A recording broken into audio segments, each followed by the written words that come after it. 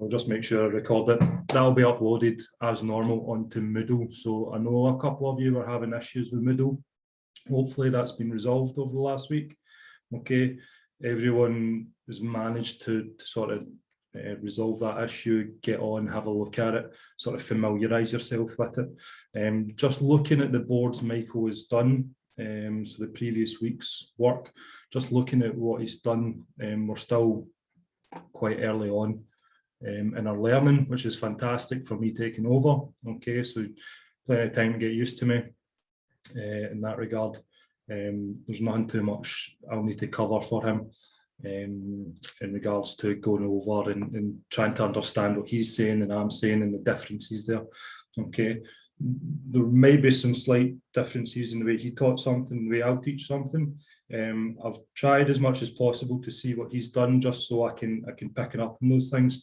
But if there is anything that he's taught you in the last couple of weeks that I then say and it doesn't sound quite the same, let me know and I'll just explain around that, guys. Okay, so don't worry about that.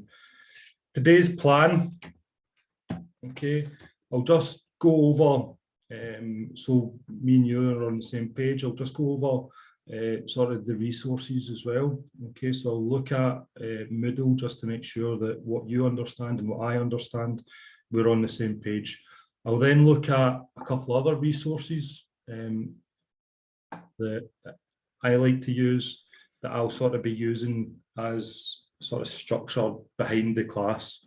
Okay, so I won't necessarily use it in class, but if you see an example and you're struggling maybe, or you want a wee bit extra, okay, these are the notes that I like to use. So pick up on them, go back to them, refresh yourself, and then we can have that discussion. Okay, so I'll do that. We'll go over sort of last week, what you guys were working on last week. Okay, so my plan is to start with very quickly looking at volumes, because I know you've done it for 2 weeks now. Okay, so very quickly looking at volumes, adding and subtracting shapes. It's an important thing. There's always questions come up in the exam, so good thing to just reiterate. Okay, so we'll go over very quickly volumes, adding solid shapes, making sure that you're comfortable with those equations. Okay, how to use them. The key takeaways we'll look at, just remind ourselves of them. I'll go over the homework solutions, or what I believe was your homework, or your sort of wee task to do over the course of the week. Okay, I'll go over that quickly. Looking at it, I don't think most of you handed it in. If I'm wrong in that respect, just adding in a few more from the waiting room, guys. So if I'm wrong in that respect, let me know and I'll sort that out. I might just be, again, just making sure we're on the same page. Okay, so very quickly, look at that volume, just go over that, make sure, again, me and Michael are talking the same language. Okay, following that, I know you started algebra, okay, and he introduced algebra, looking at sort of expanding brackets using like terms, looking at multiplying out, squares, things like that, okay, using different indices. So again, we'll go over that. Really important that we know that stuff, we're comfortable with that stuff, and we'll just hammer that in. Okay, go over a couple of tutorials. Again, that'll be a good opportunity for me to sort of introduce some of the resources I like and what we can use together and discuss together. Okay, look at a couple of tutorial questions in that respect, just to make sure our understanding is there, and then discuss a few things off the back of that. The sort of new learning that we'll do today, new takeaways will be on something called factorizing or factorization.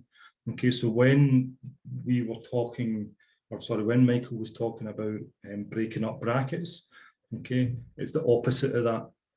So we'll be looking at those type of equations that we've been getting. So things like x squared plus 4x, okay, or x squared plus 2 and things like that. We'll be taking those equations and then we'll be working backwards to factorize them. Okay, so you've done factors, highest common factors, okay, quite common. But we'll look at things like that highest common factor, what that means, and we'll just sort of repeat that and go over that, okay, just so you're comfortable before we really get into that. So factorizing is a really important skill, okay. So I think what I want to say to you today is that the first few weeks, especially, or the first couple of months, or first month or so, you're picking up skills that will expand later on. Okay, so these first few weeks is really good knowledge we're picking up, but these will lead into somewhere else. Okay, where we'll sort of build on that and we'll grow on that. Factorizing is one of them. Okay, so being able to factorize, understanding, just going both ways between brackets. So being comfortable with an algebraic equation is a great skill to have, especially as we move forward. Okay, guys, does that sound all good? Nice one. Okay, so a few more in, a few joined in the last minute or so. Okay, so we've upped the numbers. If anyone has just came in, I'm Daniel. Okay, one of the lecturing staff. Okay, taking over from Michael from now on. So work directly with Michael. I'm more mechanical engineering based, okay, but I'll lecture alongside Michael in the maths department. Okay, so I've background mechanical engineering design, risk management, things like that, in the offshore markets. So, oh, another one in the waiting room. Happy days, eh? So hopefully you're all well. You're all doing well. You are getting through what is a really tough learning and teaching sort of method online. Okay, and we'll discuss that in a wee bit more depth as well, just to make sure you have as much support as possible in that, because I'm really aware that that is a challenge. Okay, I go through peaks and troughs of teaching online. Okay, sometimes I love it, sometimes I hate it. Not having that interaction in a class basis is difficult for me to gauge where you are, difficult for me to gauge the speed that you want me to go at. Okay, so it's really, really important. Look, no one can see you. Okay, no one knows, or probably no one knows who you are or your background. Okay, so just shout out. If you don't understand anything, don't feel intimidated, don't feel anxious by that. That's why we're here. We're all in the same boat, we're all on the same level. Okay, ask questions.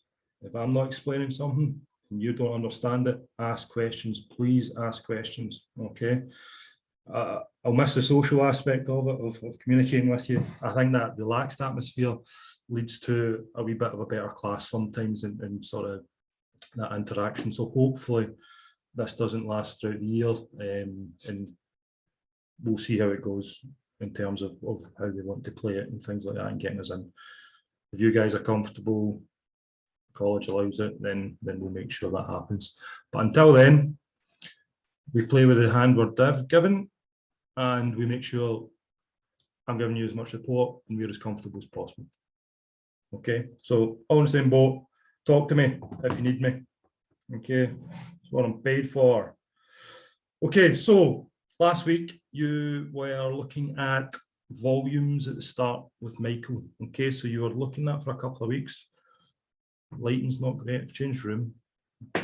Lighting not be perfect, so I think I've got a lot of light in this side of my face and I'm dark on this side. So if it's a bit odd, let me know and I can change the light. Okay, so I'll go off on a tangent. Volumes. Looking at volumes, you've been introduced to quite a few new equations. Okay, so everyone's quite familiar with areas. Okay, things like pi r squared for an area of a circle, or an area of a square, length times breadth, cuboid. Not a lot of people be familiar with those equations for volume. Okay, so being brand new, I want to just make sure you're sort of comfortable with them. And if you want me to go over any of them, give me a shout. Okay, so things like cylinders are really common, spheres are really common coming up, and cones in the exam. Okay, so you spent a bit of time last week looking at adding and removing different solid shapes. Okay, so looking at a shape and then sort of getting comfortable with what that is and then breaking it down into more familiar, more common shapes, and then using your equations and applying those equations. Okay, so the example we carried out in class, I believe, was the large cone and finding out the volume of the large cone, finding out the volume of the small cone, and then removing that. Okay, is everyone comfortable with that? Okay, perfect. The sphere, the large sphere, and then looking at the hollow, is everyone comfortable with that, how those equations worked? Okay, I think some of the takeaways that I wanted to sort of go over is that sketch. So sketching out the question sometimes gives you a wee opportunity just to think about it. Okay, so I know we'll probably all have the exam in the back of our heads, and during exam times you'll be worried about the time and things like that. But pales into insignificance if you get the very basis of that question wrong. Okay, so take a breath, sketch it out, sketch those shapes. Okay, so especially for volume, sketch those shapes and make sure, okay, that diameter there, that thickness there, that's what I'm doing. That sphere, I'm taking away that cone from that cube or whatever it may be. Okay, so that's one of the main takeaways. I like the fact they did that wee sketch and they annotated that up. I would do the exact same. Okay, use the given formula, which sounds really daft, but always double check. Okay, so when you're doing volumes, always double check that formula. You'll no doubt do tutorials, you'll no doubt do practice exams, practice prelims, so you might be familiar and you might be, but in that exam situation, always double check that formula. Always double check, okay? And then read the question, 3 significant figures, 2 significant figures. In your homework, it said 1 significant figure, which is quite a bizarre one, but we'll go over that and have a look. All right. So if you're happy, let's have a look at where this question. Pardon me.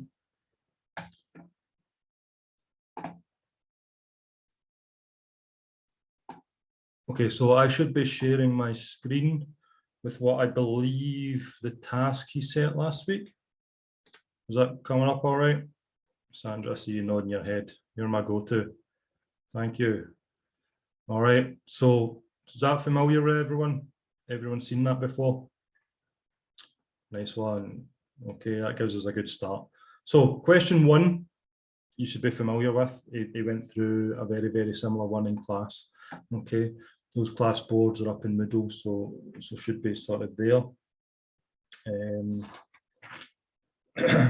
The second one, I think you went over one with a sphere the week before with a cone attached to it.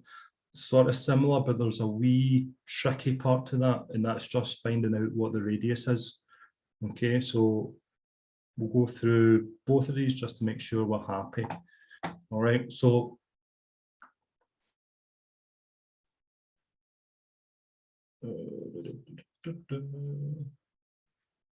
let me just sketch that out.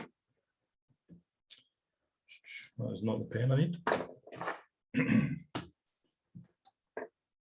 Okay, so go over just very quickly these. So we're on the same page. Okay, so everyone see that okay? That drawing? I'll take your word for it. Oops. Okay. So we're finding out the volume, effectively, of that part of the big cone there. Okay, so sort of if you turn that over, the sort of base of the larger cone. Okay, so we've got the full cone, but we're removing this top section from it. Okay, so nice and comfortable with that. Sort of want someone to talk to me. needy like that. Right. Start me off. What are we thinking? What are we looking at? What are we considering? What equations are we using? Okay. I don't know what you've got in front of you, but someone start me off. When we're looking at that problem,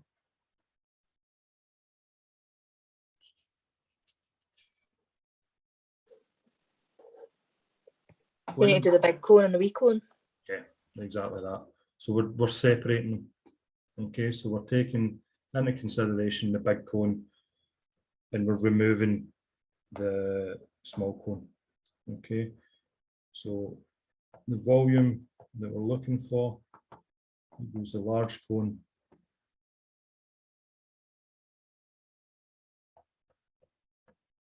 minus a small cone. All right, nice and familiar to us. Okay, so I'll do large cone on this side and the small cone down here. Okay, how you set this up on the page is up to yourself. Okay, just make sure you're comfortable with it. They don't dictate how much space you use. Okay, so if you want to use more space, if you want to use less space, if you want to put them side by side and put a column down the middle, like I'm doing here, okay, do whatever you're comfortable with. Okay, large and small, right down there. The equation we're using for both of them is the same. So V for the cone, it's just 1/3 pi r squared times your h. Okay.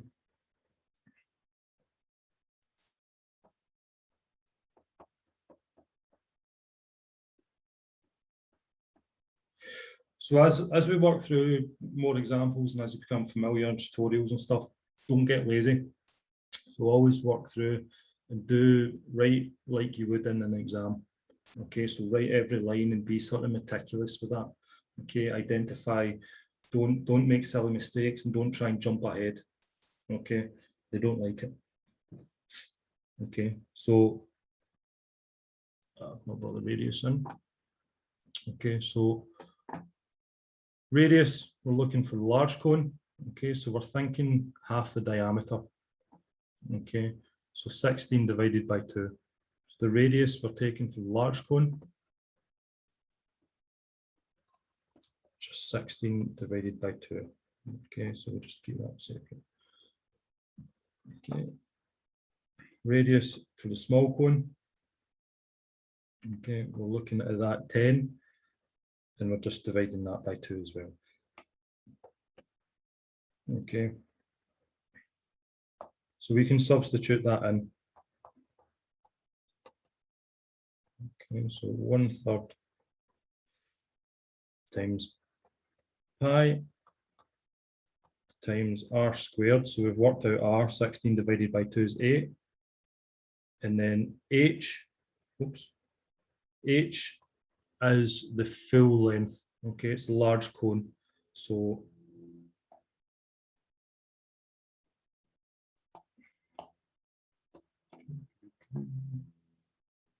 give myself some more room. Okay, it's a large cone and h is 32. Okay, so everyone happy with that equation so far? Okay, so some of these volume equations, the fraction at the front is sometimes a wee bit awkward, so 3/4 or 1/3. So just make sure you're comfortable how you're putting that in your calculator. Okay. Also, one thing before I move forward. I forgot I wasn't sharing that. Okay, one thing before I move forward. I know Michael used dots as multiplication, which is absolutely fine. I use X's like that, so the multiplication sign, just what you were taught, I suppose. Okay, so when I'm working through questions, I'll use that sort of multiplication sign, and I'll show you later on how in fact, I'll show you now. That symbol is a multiplication.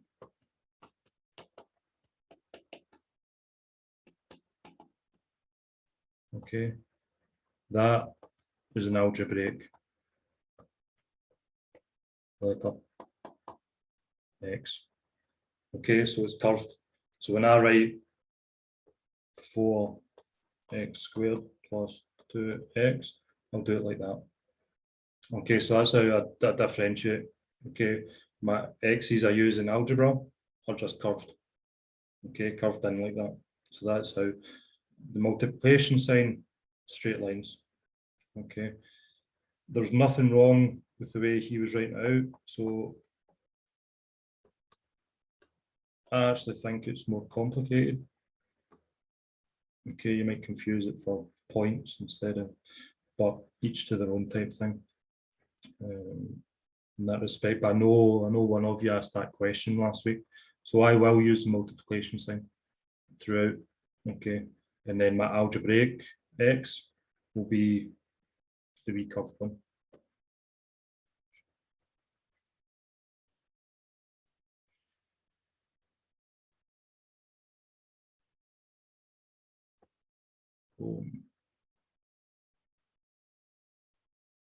Okay, so focusing on the large one,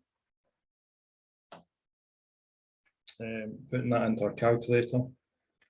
Okay, so I'll start with a pi times h squared, okay, times 32, work that out and then divide that by 3. Okay, so I'm getting 2144.66, and then that goes on like that. Okay.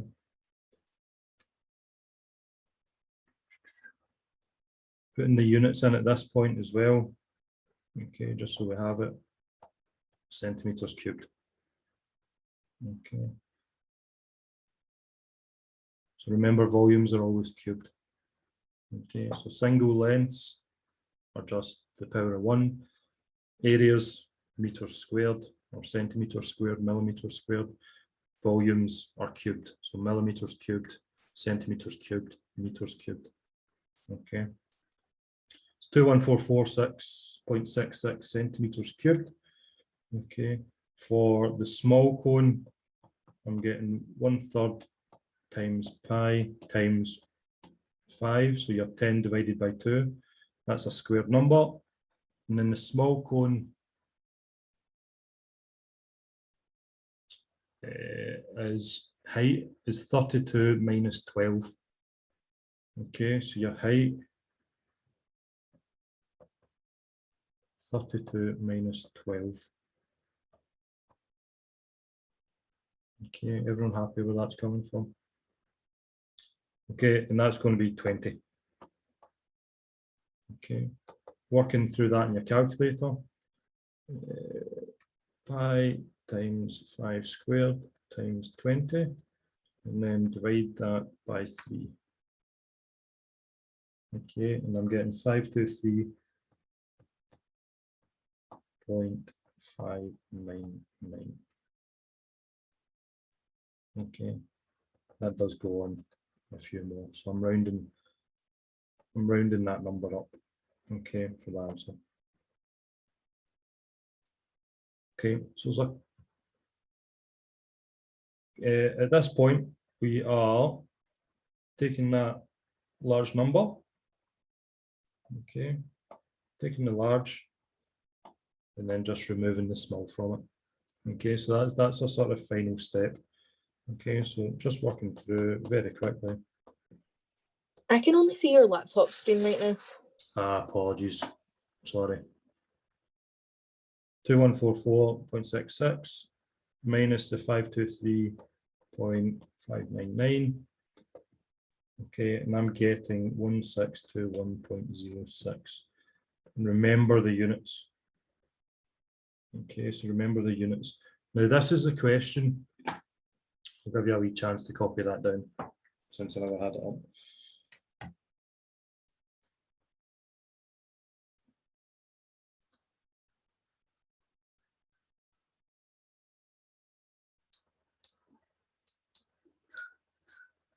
This one.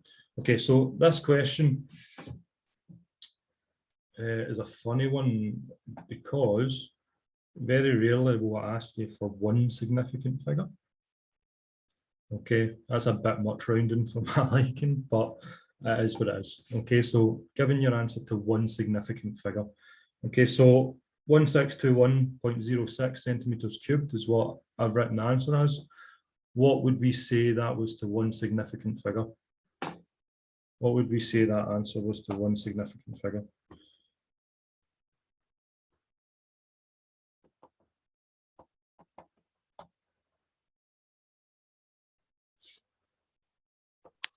Is it 1621? No. So 2000. yeah, perfect. Okay, so you were looking at that decimal point and then trying to work around that. So don't think like that. The significant figure when we're on the left-hand side of the decimal point, okay, we'll start counting from the first main number. Okay. My God, a little bit. Okay. So when we're looking for our significant figures on the left-hand side of that decimal point, okay, that's number 1, 2, 3, 4. Okay, so that will be our first significant figure. Now, what we have to do is look in the other side of that line. So we go to our significant figure it's asking for, and then we also look at the next number to see what that is.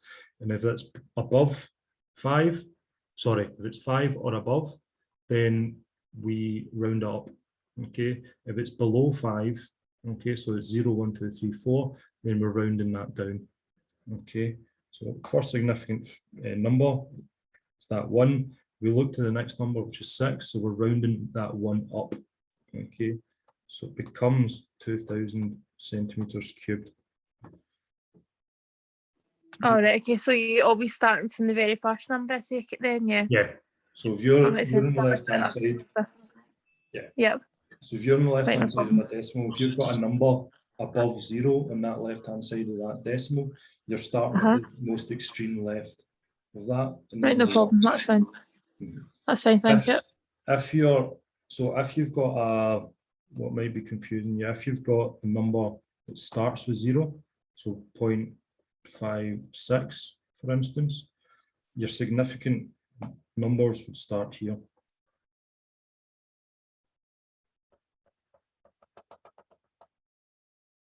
Okay, just make sure you're sort of comfortable with that when you're working with something above 0, okay, and then you're working with something that is 0 on the left hand side and then point something something. Okay, so just make sure you go back to significant figures and just look at that again and just make your spot on with that. Okay, so perfect, 2000 centimeters cubed. Okay, so if I said 2 significant figures, okay, and that was still 1621.06. Okay, 2 significant figures would go in there. Okay, we look to the other side of that, it's a 2, so it's below the number 5. So we're not rounding up, we're keeping it as is. Okay. Okay, so that would be 2 significant figures. 3 would be 1620. Okay, and 4 would be 1621. Okay. So the significant figure part is usually it's always my question like this. So your volume ones, okay, or your area ones, significant figure will come into it. It's always worth a mark. Really good, easy mark. So get on top of it. Okay. Brilliant. Everyone comfortable with that then? The cones. Okay, so the second one, I don't think you've done this shape before. Okay, so the week prior, okay, the week previous, you did like a hemisphere in the bottom, so half a sphere in the bottom with a cone on top. Okay. This, we're looking at a hemisphere either side. Okay. So we'll look through it and look at it and make sure that we understand what is the radius going to be the same, and by knowing that, we can actually say that's just one sphere. So we don't have to do two calculations, if you like. Okay. And then the shape in the middle, we'll look at, it's a cylinder. Okay, so we'll just determine that. What slight complication in this is the amount of data given. Okay, so they've given you two figures. They've given you the height of the cylinder and then the overall height. Okay, so if we look at what we need to calculate, then we've got hemisphere at the end, cylinder in the middle, and a hemisphere at the other end. Okay, so let's separate those shapes up. Okay, we've got shape 1, shape 2, and shape 3. Okay, so what I was saying about the full sphere, okay, if we know that the radius in shape 1 and shape 3 are the same, then the spheres are the same, so two hemispheres just make one sphere, so we only need to do one calculation. Okay, so don't let me confuse you in that respect, but we're just working out the calculation for one sphere, and that's what we're looking at. Okay.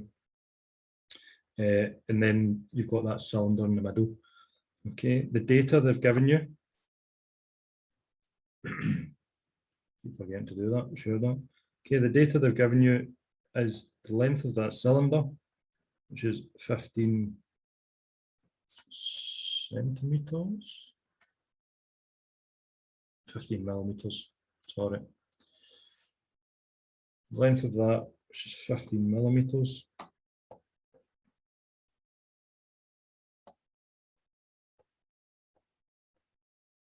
Okay, and then the overall length.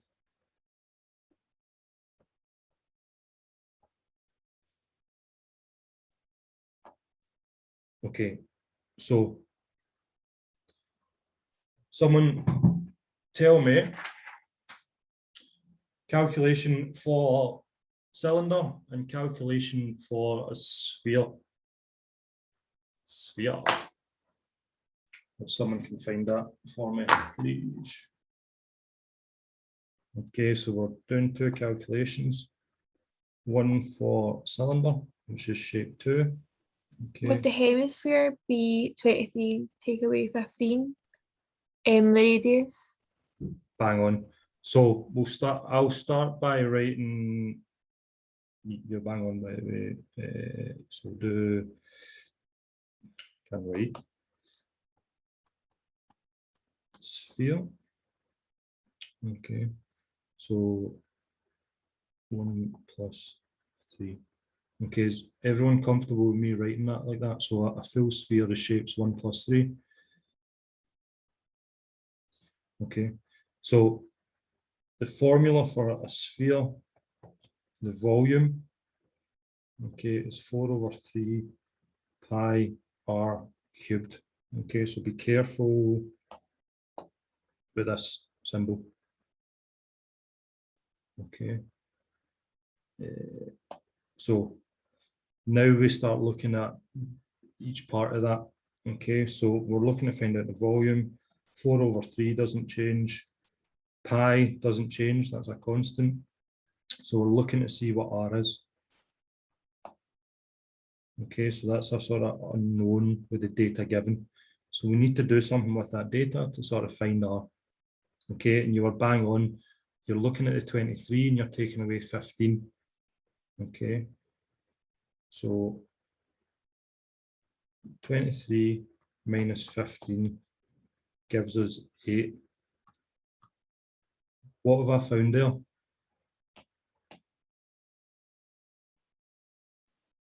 Or what do I need to do to create the radius? Half it. Half it, perfect. All right, so that 8 millimeters would be the diameter of that whole sphere. So I'm just halving it. All right, so that would be the diameter of the sphere. I am eta. Okay, so to find the radius, we're just doing 8 divided by 2, 4 millimeters. Perfect. All right, so you're ahead of me. way ahead. So we can substitute that radius in to that equation. Okay, so multiplied by 4 cubed. Okay.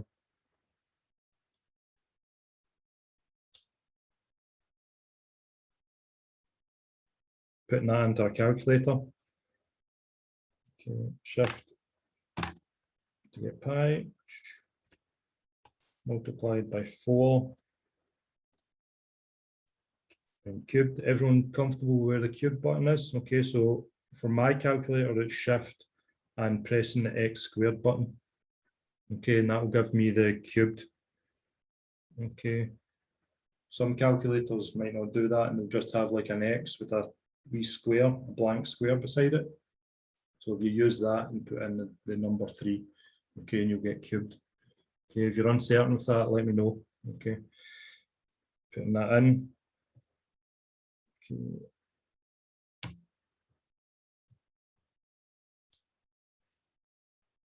I am getting 268.08. Okay, and that's millimeters cubed. Okay, so that's shape 1 and 3. Okay, so we've already sort of added it. So we've created equation for that full sphere, that full sphere 1 and 3. Okay. So now we need to find out the cylinder.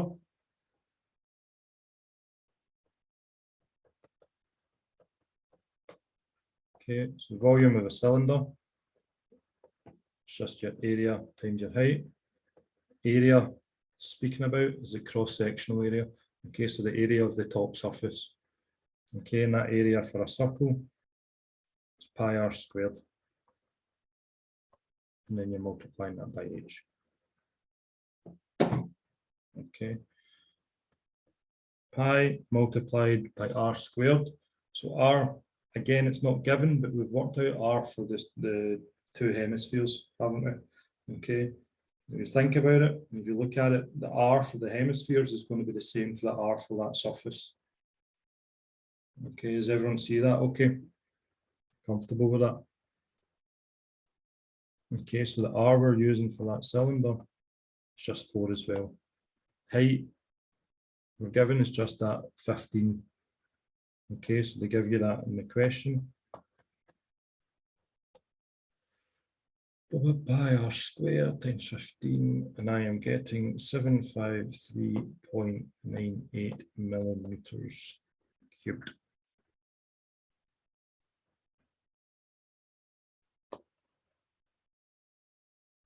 Okay.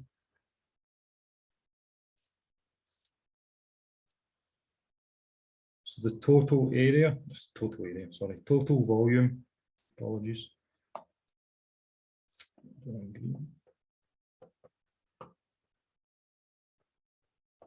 Total volume.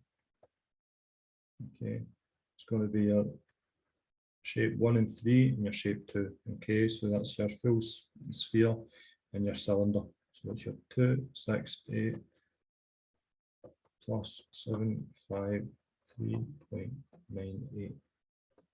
Okay, if I just write that under it for safe space.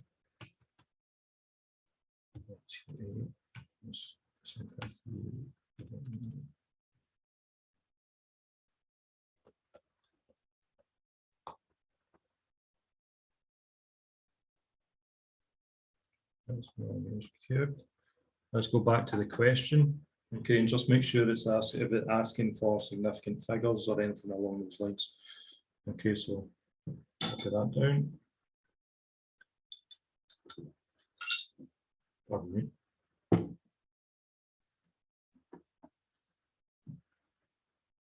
Okay, so just going back to the question.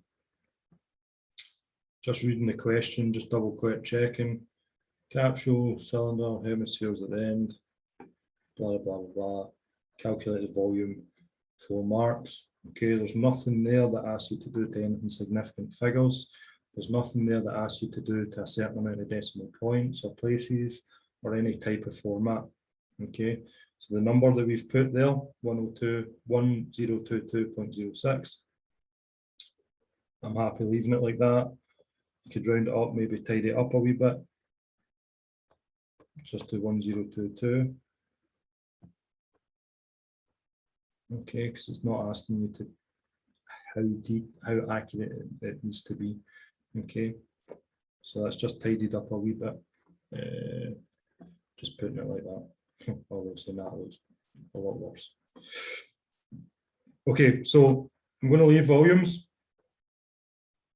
at that point, unless you've got any questions, guys. But I just thought I'd take One that. question, like, say those questions that we just did there, are they the kind of questions you get in the exam? Yeah, so they're taken from past papers. Right, okay, cool. Absolutely.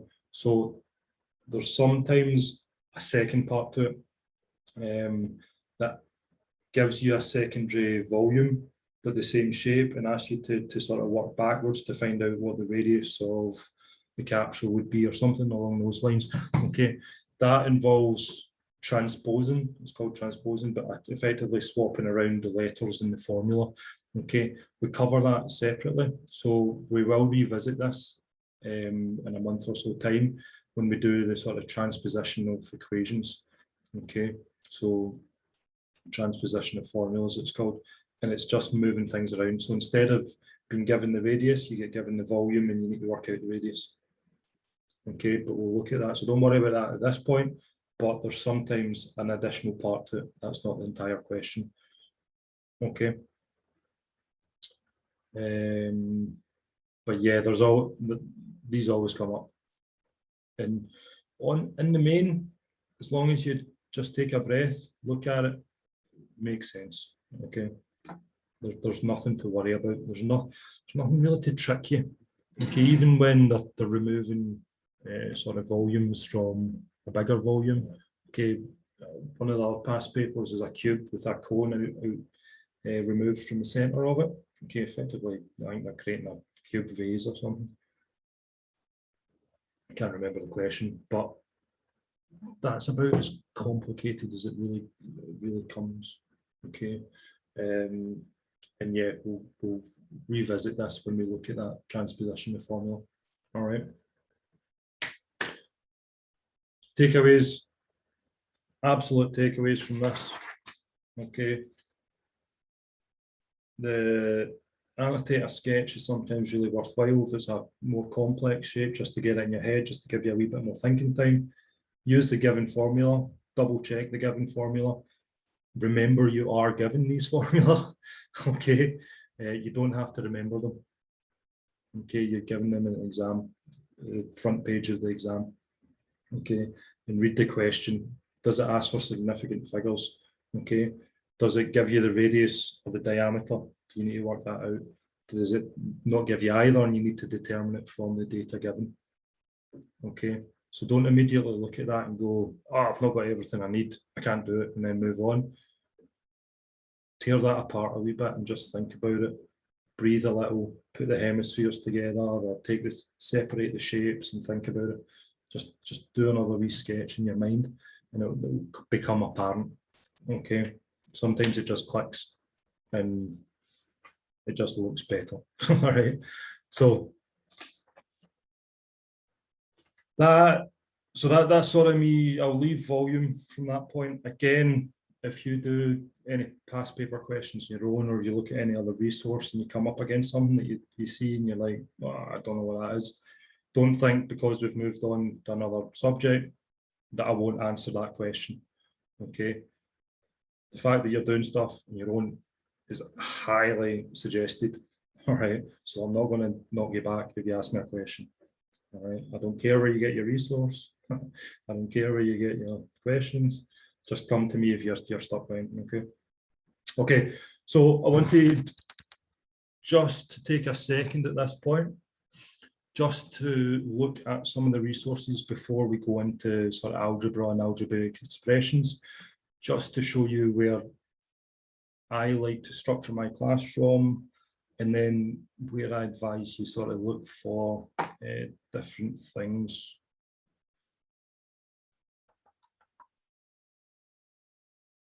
Sorry, I've missed some questions that are getting put into the chat.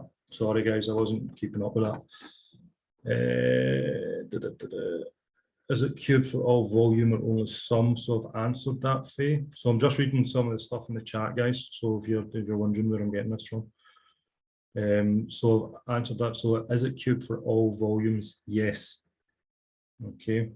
Yes. Let me.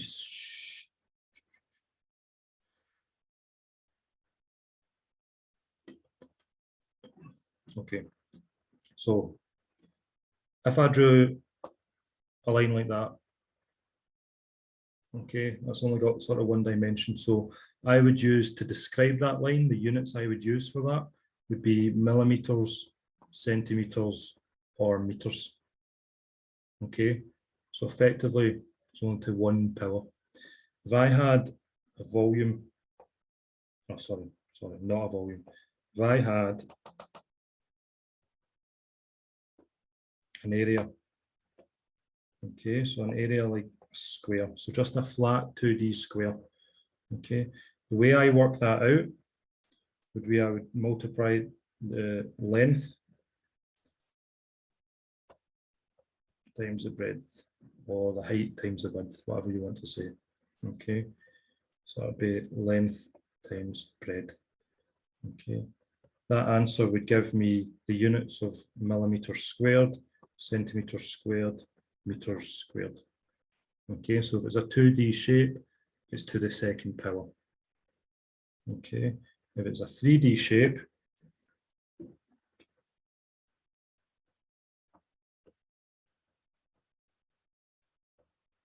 okay, like a cube, a sphere, a cone, okay, anything with a volume.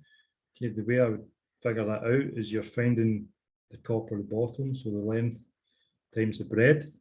Okay, so similar to you do to find the area. Okay, but you're also adding another figure onto that, which is the height. Okay, so you're effectively multiplying millimeters by millimeters by millimeters. Okay, so your length times breadth times height. Okay, so the units would be millimeters cubed, centimeters cubed, or meters cubed. Okay, so straight line, the units I'd use to the power of 1. If it's a 2D shape, so if it's a flat shape, okay, 2nd power, so millimeters squared, etc. If it's a 3D shape, okay, so just remember 3D to the power of 3. Okay, so millimeters cubed, centimeters cubed, meters cubed. Okay, so if it's a 3D shape, power of 3. 2D shape, power of 2. You're just drawing a line, is what a line is, all right? So that helps. Follow way through. Would I get the marks? So, Hannah, you've asked about getting marks when you make a mistake earlier in the question. Now, this is, we're looking ahead a bit far, in my opinion, but it's good for you to sort of ask this question now, I suppose, when we're doing past paper questions. Okay, yes is the answer. You get marks if you carry a mistake through. So if you take down a figure wrong at the start, as long as you're carrying out the correct operations, okay, you will continue to get marks, but you'll lose a mark for the thing you got wrong at the start. Okay, so if you got everything wrong and did the correct amount of significant figures, you get a mark for that because it's the right operation. The rest of the question would be wrong, so you'd probably still end up like failing the question, but you would get a mark for that. Okay, so it's not as harsh as you lose all your marks if you get the first part wrong. Okay, so you're saying you missed the height or you didn't divide it by 2 or something. Okay, that's pretty common, especially under pressure. Okay, so yes, you will be given marks if you follow that through the correct process, but you've made a mistake. Why do you not have the answer at the end for your hemisphere? Okay. Also, when do you know to subtract the volumes and add them? Okay, so I'll answer the second part of that question first, Faye. So you've asked, how do you know when to subtract the 2 volumes or when to add them? This is where the sketch comes into its own. Okay, So we often state words like, hold on. Let's see what it says. So it's really about looking at the shape and understanding the shape and seeing whether you're adding on, you know, the hemispheres or your cones onto another shape. It will be by the shape of it, by looking at it. So by looking at that pill, okay, I know that that's a solid cylinder, okay, and then they've added 2 hemispheres to the end of it. Okay, those hemispheres I've turned into one sphere when I've split that shape into 2. Okay, so that's where, when Michael was talking about sketching, and I've sort of mentioned drawing out a sketch and then breaking that up into individual shapes. Okay, and then working out that entire shape, is that added to that or that taken away from that. So when I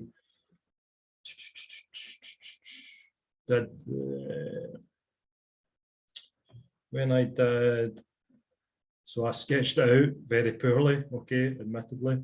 When I sketched that out, I actually numbered the different shapes, okay, and that's maybe just something I do in engineering, just number different things to make it make sense to me. But every one of those numbers, I would apply a different equation to. Okay, so I have to work out what hemisphere that shape is where I've put number 1. Okay, so I can use an equation to work out what that shape is, what that volume is. Number 2 is a cylinder. Again, I have an equation I can use to work out what that is. And number 3 is a hemisphere. I know there's an equation that I can use to work out 3. Okay, so I've broken that down into shapes that I'm familiar with. Okay, so I've done that. You can either, if you're good at, if you're doing well practiced, you can do that on the page of your exam. Okay, so I'm not getting any more marks for that. Okay, that's purely for my own understanding of that question. Okay, we go back one step, one page, try click a page, and you look at that one. Okay, so how do I know that that's been subtracted? That's all just looking at the question, okay, and looking what it's asking. They've actually given you an image of the overall shape up there, okay, but they've shown you that dotted line that shows there's an area missing. Okay, so that's our first clue. Okay, and then the dimensions they're sort of giving you in the question shows you, okay, I want to remove this. Okay, so calculate the volume of the container, and it's showing you the missing detail. Okay, so we've not added anything onto that. Okay, so hopefully that answers. Yeah, there's a chart. Okay, then you also asked, why do you not have the answer at the end for your hemisphere?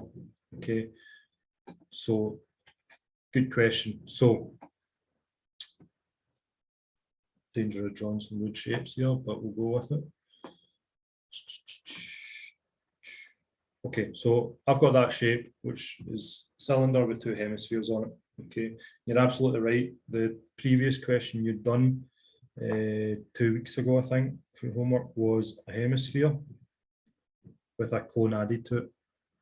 Okay, so you're sort of familiar with that shape, where you take shape 1, shape 2, and add them together for your total volume. Okay, what Michael did there when he was working that out is take that equation for the sphere. Okay, so that equation there is for the entire ball shape. Okay, and then he's divided that by 2 to create that hemisphere. He's effectively cut that in half to figure that out. Okay, so he's found out the whole sphere first and then divided by 2 to figure it out. When I look at the shape we've been given there, there's a hemisphere on the left hand side and there's a hemisphere on the right hand side. If I take that cylinder out completely, if I remove that out completely, those 2 hemispheres would come together and they'd create a sphere. Okay, so I only need to do that equation that calculates what the sphere is. That's why I've only worked out one volume. Okay. Hopefully that helps you. If it doesn't, contact me offline and we can go over that. Not a problem. Okay, so homework done. Boom. See you later.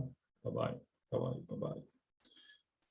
Okay, so I'll go over some resource stuff quickly, just to show you again where I'm constructing the classroom, blah, blah, blah, and give you some more reference where I sort of reference and what I like to use. Okay, just so we're on the same page. So if I go over anything in class, if you refer back to these resources, you'll see where some of the things are coming from and being able to work. Okay. On that, there's a huge amount of resource out there. I don't care what you use. I honestly don't mind. So if you find a resource, if you find someone on YouTube, or if you find a specific site, or if you can get a book from the library and it tells you it in a slightly different way, but you understand it, fantastic.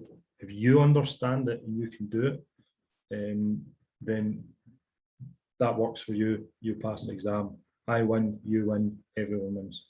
Okay. So Moodle, hopefully we're all familiar with, we're all on board with it now. Okay. Just be aware that I'll have some stuff that's hidden to you. Okay, so hidden from students, that's just course information and things like that. So that won't be in yours. That's just what those menus are. So don't worry about that. Okay, what you should be able to see is course workbooks. Okay, so these here.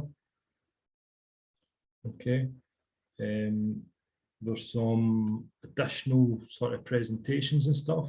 So the unit we are doing right now is expressions and formula, or formulae, whatever you want to say. Okay, depends how posh you are. Expressions, formula. So this is what we're sort of working through right now. So you should be familiar with these terms. So prior knowledge, it's not a term, but prior knowledge. That's sort of where Michael started working. That's sort of what we've covered tonight. Expansions of brackets we'll sort of look at later on, and then go into factorization. Okay, so we're working our way down this list. Okay, so if you're wanting a few more resources, this might give you a wee bit of advice. Some of these aren't great, these presentations. Okay, I wasn't on the selection panel, but some of them are pretty basics, like that areas involved, which isn't great, but it's another resource. Okay, so it doesn't take you long to look through. It might spark a wee bit of something. Okay, so don't be scared to look at it. These links here, we chains, that means it's a link taking you somewhere else. So it will take you to, I think those 4 are videos. Okay, so those 4 links, if you click on them and go through it, it will take you to a link on to YouTube. Okay, and there's a guy talking about trinomials. Okay, so don't worry about trinomials right now. I'll go through that. Okay, so if you leave this tonight, you've been tired, you've not really understood it, you don't want to watch this video back, go into that, and it's just a different voice, and sometimes that's all that matters. Okay, he speaks at a different rate, he talks in a better accent. I think it's a nice Irish guy, so you like your Irish accents, he might work better for you. Again, I don't mind if you watch all his videos. If you pass the class, we win, so don't worry about that. Okay, some PDFs there, there's more questions. So I don't use a huge amount of that. Like I won't use the presentations. When I do use a presentation, if it's not on here, I'll post it for you. Likewise, if we go in examples, I'll post them up on your board, so you won't be missing anything for that. That's just a wee additional bit. All right. Likewise, that's the first unit we do. We move on to relationships and applications. So don't be worried about them right now. We'll get to them when we get to them. Okay. Boom, boom, boom. This, I believe, is your class sort of area. Okay. Tell me if I'm wrong. Hopefully you've seen it. Okay, it's got Unit 1 boards. Okay, that's Unit 1 boards. You go in here, that's got Michael's.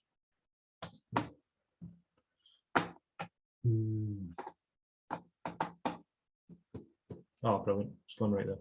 Okay, so that's got Michael's previous work. So you can see the 2nd and 9th, and you've done your first class, 9th, 16th, whatever. So if you've missed anything, that's there. And quite good to just go through.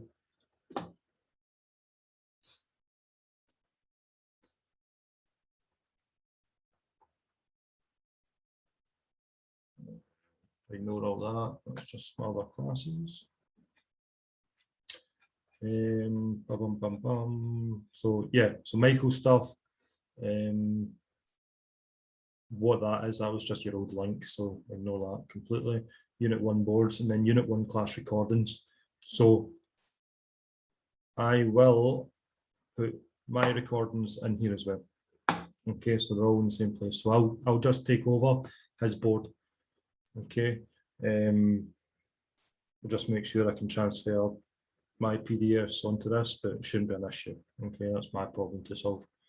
Okay, but always previous classes. So if you've missed one or you had issues logging into Moodle, I know a few of you did, okay, in regards to getting enrolled and stuff, revisit, have a look, and just go through that. Okay. So that's everything there in regards to the class.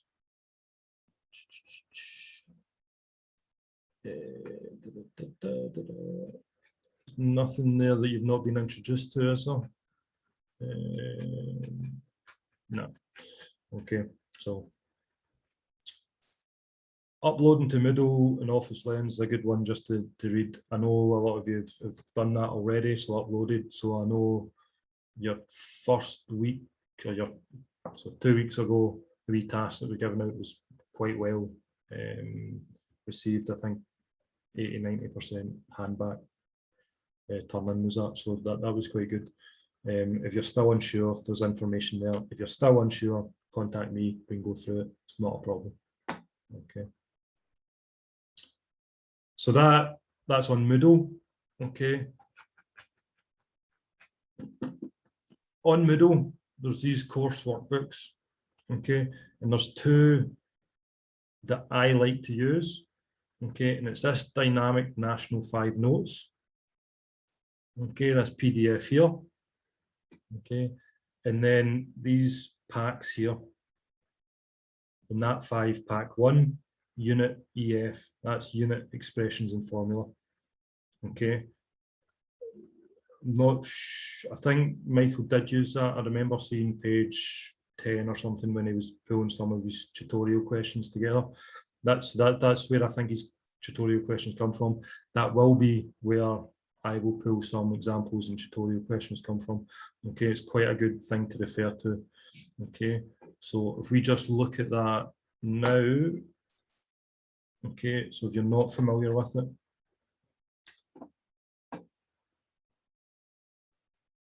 okay, this pack here.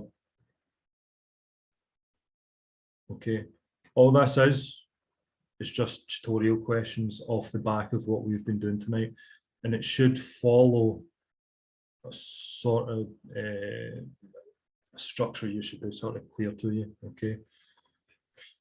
So what we are working on tonight, just for your reference, and I'll repeat this towards the end, we'll review some algebraic expressions with brackets. So we'll start on page 21. Okay, so that 5 pack 1 unit EF, page 21. Okay, so that's sort of where we'll work through some of these tonight. You worked on these with Michael last week. Okay, so you should recognize question 1, question 2, 3, and 4, 5, 6. Okay, you should recognize that format of question. Okay, so you should have gone over examples, or he has gone over examples of what these board. Okay, so where we are with sort of algebra and what we'll cover tonight will be a wee review of page 21, 22, questions 1 to 6. Okay, I'll talk a wee bit about question 7 in that format. Okay, because I don't think you did that format last week, but I'll just talk through what that means. Okay, and then we'll do a couple of them. So don't be intimidated at all with that. And then we'll look at slightly bigger brackets. Okay, so again, nothing that you don't already have the skills for. It's just a slightly different format that you're not familiar with. Okay, so don't look at that and all right, just a slightly different format. Okay, so we'll work to page 24. Okay, for the next hour or so, and we'll do some of these questions. When you look back at it, you can go through other questions and you get, you know, they'll work through the same process is what I mean. So they'll continue the same process. All the question 1s will be the same process, same format, question 2, question 3. Okay, so they'll keep that consistent. What's good about this booklet is the answers at the back. Okay, so page 60 odd.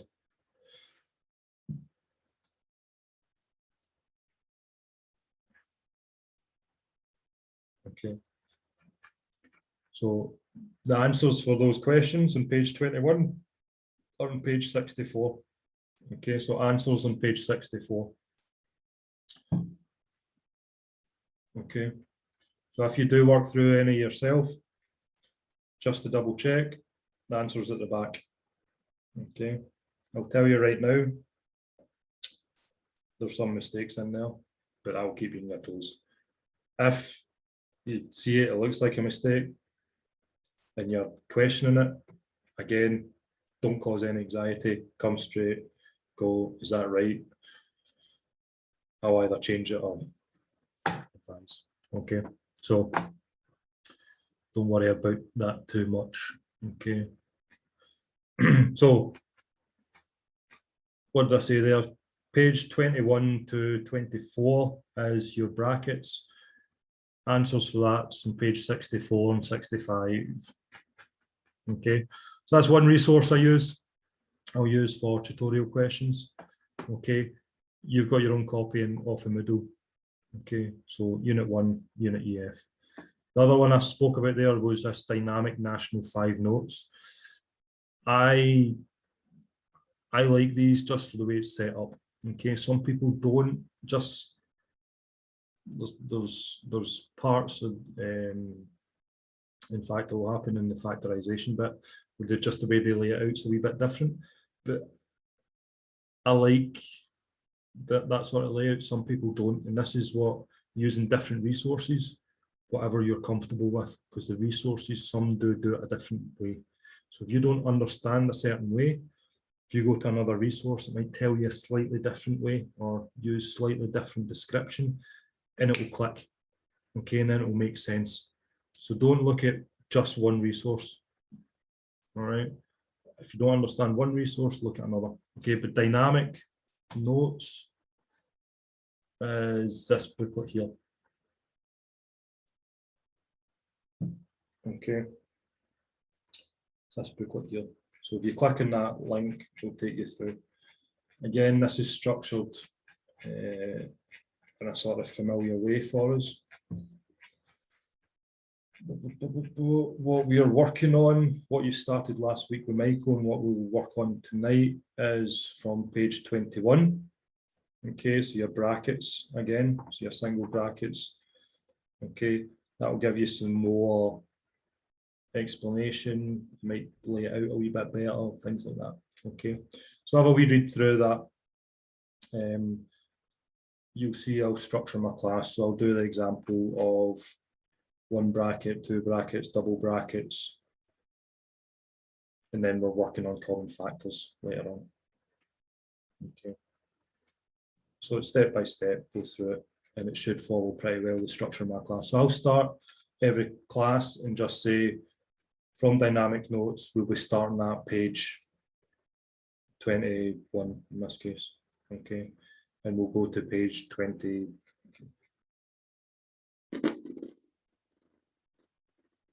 23.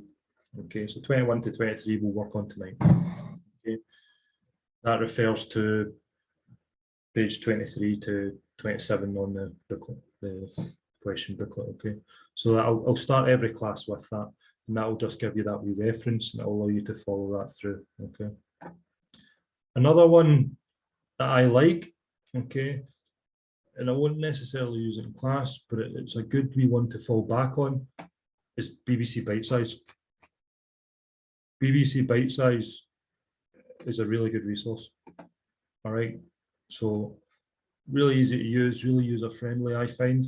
Okay, and it explains it pretty well. Okay, so you can see they use the multiplication sign as well. Okay, likewise, and here he uses the multiplication sign. That's why I thought I'd raise that point, because I know Michael didn't like the multiplication sign for some reason. So in dynamic notes, they use the multiplication sign and then a curvy X. That's the way I teach it as well. All right, so that's common throughout my teaching, that resource in BBC. You see the dot, don't worry about it. It's just a different way. Okay, BBC Bitesize, again, working on algebraic skills. Okay, so in fact, I'll just go right back and I'll show you. So when you Google BBC Bitesize, okay, make sure you're in National 5. Make sure you're in Scotland first. I'll go back. Let's go to the home page. Okay, so when you Google BBC Bitesize, you'll come up against this page. We'll go into this secondary one. Okay, and then Scotland National 5. Okay, so Scotland National 5. You're looking for, and then all your subjects will be broken down in maths. Okay. What I want to point out in this is they structure the course slightly differently. Now it's all the same information, but they just they start at a different place than us. Okay. So don't look at that and I'm talking about changing the subject to a formula one week and you're like, but we've missed all this. Okay, we just do it a slightly different way. So don't let that catch you out. Don't let that panic you. Okay, it might be a wee bit out of order from what you're used to or what we've spoken about in the class. Okay, but what you looked at last week or what you started with Michael last week, expansion of brackets, and then what we're going to look at today is factorization of algebraic. Is there in algebraic skills, expansion of brackets, factorizing. Okay. What Bitesize is also good for is, I know you've done a wee bit of previous knowledge, okay, but I would recommend, especially if you're not confident in some skills, okay, I'll tell you sort of looking ahead to next week what we're going to cover. You might want to look at it and see if there's anything in National 4 level that covers that as well. Okay, so what I mean by that, if we go back through the menus,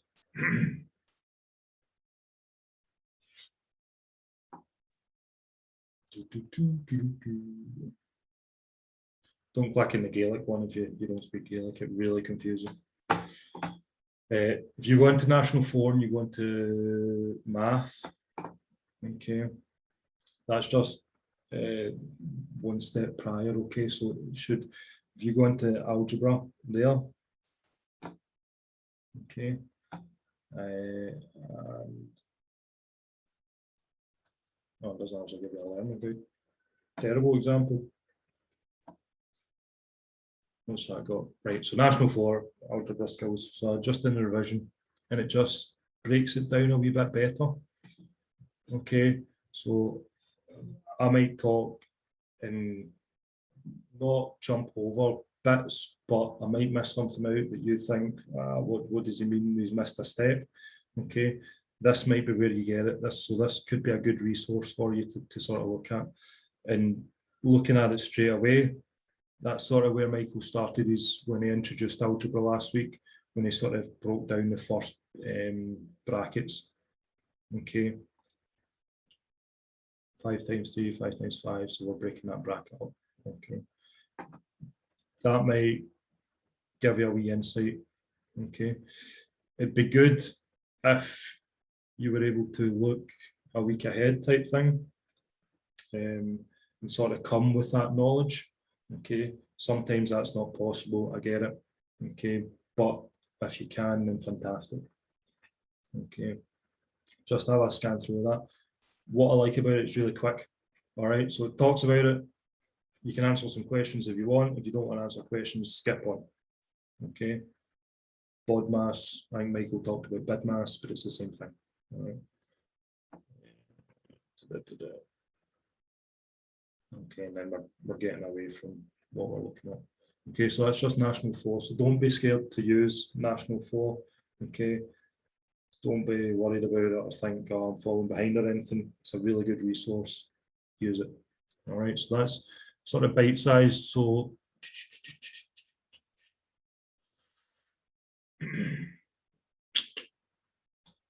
just looking very quickly, it sometimes also gives you a wee bit of background about things.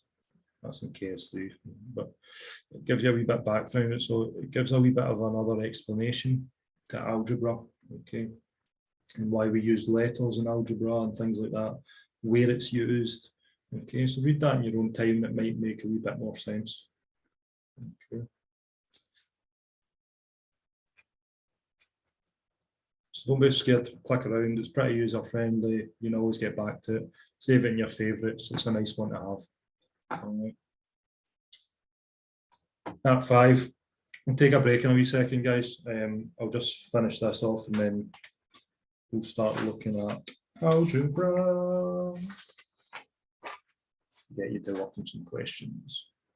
Okay, so maths, algebra, expansion of brackets. Again, just talks about what you did last week. You can see it's a wee bit of a jump from level 4, okay, to level 5. So if you're looking at that and going, well, a wee bit too far, go back to that level 4 and just work your way up. Okay. It's better to do that now when we're relatively relaxed and doing that in March, April. All right. That's my advice to you. I'll stick to it. Other than that, resource-wise, I think, yeah, that's pretty much where I'll be coming from, how I'll structure it. Any questions on that? Is there anything you've seen that's massively different? Sorry. What's the name of the booklet on Moodle? 2 seconds. Yes, to the 5-minute break, Sandra. What's the name of the booklet on Moodle? That's it on the screen there. NAT 5, Pack 1, Unit EF, or Dynamic National 5 Notes. Okay. Right, guys, that's been a while, so let's pause there. Take the dog out, have a wee comfort break. Let's take 15 minutes, so come back at 22:08. All right, guys. Yeah, happy enough. That's good. Nice one. Okay. We're all back in. Let's press record again.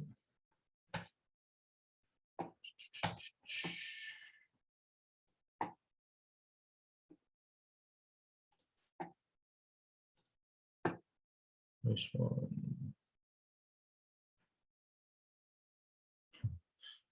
Yeah.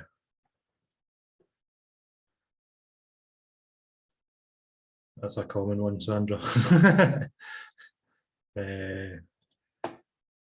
As an engineer, I live my life looking at units. So something that irks me. Shout at students every day about it, but it will come. So we'll make sure we sort of reiterate that fact and go over that fact and look at units. So units aren't, they're just used really for volume. Are we using them anywhere else? Bit of area stuff, but hopefully it's not too many marks then. Okay, guys, so let's move on. Let's get going. I should be sharing my screen, so if I'm not, give me a shout. Okay, so as I said, we will sort of just look over the algebra stuff again.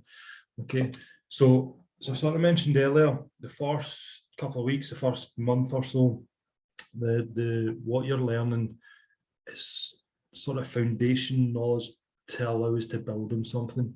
And algebra is exactly that. So when we're introducing the sort of using letters in place of variables, when we're breaking up brackets, or what we're doing tonight when we're adding brackets back in, or hopefully get to tonight, we'll see how we get on. Okay, that becomes apparent why that's important. Okay, so over the next 2 weeks, when we sort of build on the brackets, factorizing, and we do something called completing the square, especially the completing the square aspect of it, you'll look at it the first time and go, why the hell do you need to know that? Okay, but what algebra allows us to do is look at unknown numbers and determine sort of relationships, but determine and illustrate them in graphs. So we start to graph out these sort of binomials, trinomials, different equations, and we start to look at different aspects of those graphs. Okay, so being able to put things into brackets and take things out of brackets is a really important skill for allowing us to move on to that. Okay, so in real life, where would you use these sort of things? Where there's like things like a rate, a change in a variance over things like time, or a variance in number when you're looking at things that are related to something else. So when there's a link to something else, that value, that variable will be affected. Okay, and that will make more sense when we start looking at graphs. I've not explained that well at all. All right, so let's look at it, what you were sort of doing last week. And you looked at sort of single brackets. Okay, it sort of mentions there at National 4 you will learn to multiply brackets, and that's sort of what we looked at in BBC Bite Size. So don't be worried about looking back and then building back up to what we've been discussing. Okay, so let's just go through a couple of examples that you were doing last week. Okay, working through that bracket and then collecting like terms. Okay, so let's just familiarize ourselves back with the format.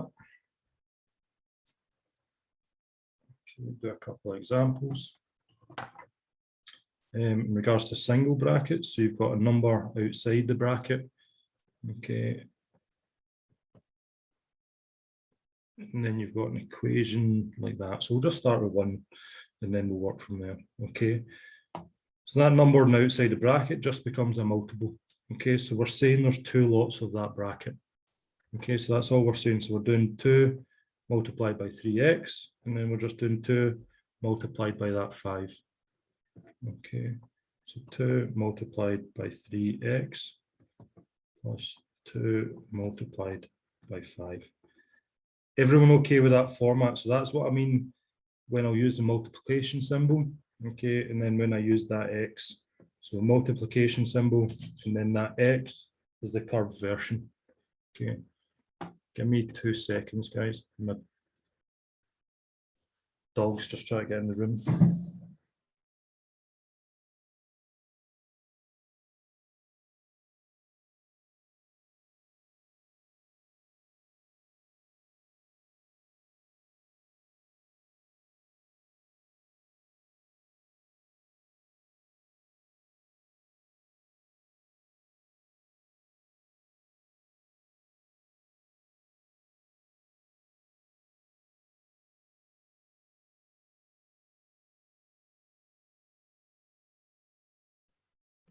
The joys of working at home.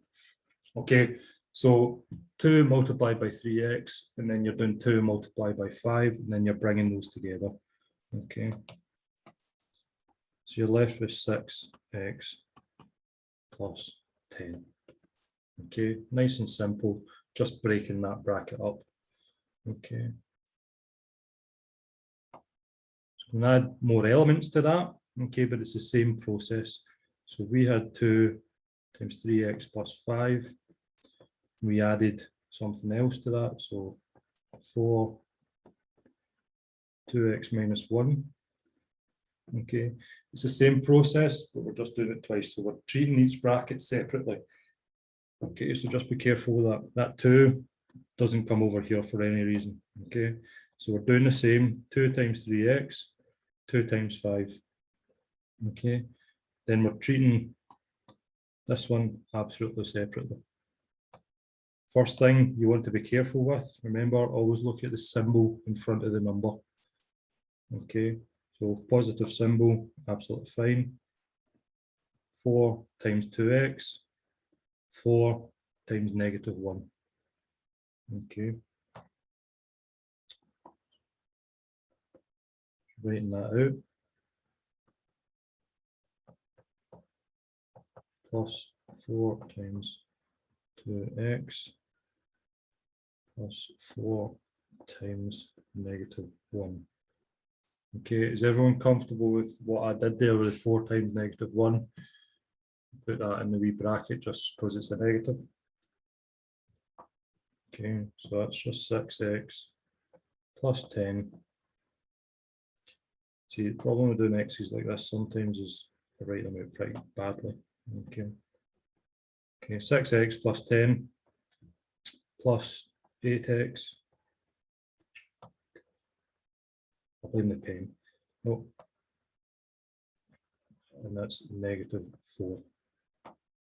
Okay, that multiplication there. Just be careful with the symbol, just make sure you're comfortable with that. Okay, so remember, next step, we're collecting like terms. Okay, so when I say like terms, anything with the same letter that's to the same power. Okay, so you don't collect an x squared with an x. Okay, so it's the letter x and then the power is the like term. Okay, so both of those x's, 6x and 8x, okay, collect them together. Okay, and then we collect the individual numbers together. Okay, be very careful of that sign. Okay, when we're collecting like terms. Okay, so just be careful of the sign. So 6x plus 8x, okay, 14x, plus 10 minus 4, okay, and it leaves us with plus 6. So that's your final term there.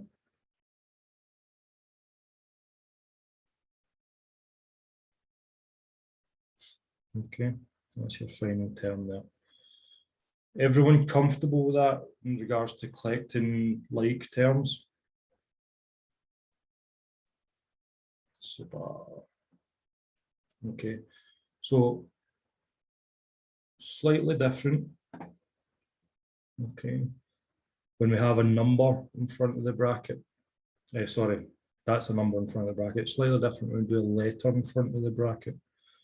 Okay, so we can have a setup very similar, but it's x plus 5. Okay, and then have to break that bracket up. Okay, so it's the same process, it's just with a letter in front of it now, so don't worry about that, don't overthink the letters in algebra. Okay, it's still x times x, and then x times 5. Okay, so we can still write it out the same way. We're breaking that bracket up. The term outside the bracket multiplied by their first term, x times x. We're adding onto that term outside the bracket multiplied by your second term. Okay, so x times x, you're left with x squared. X times 5, you're left with 5x. Okay.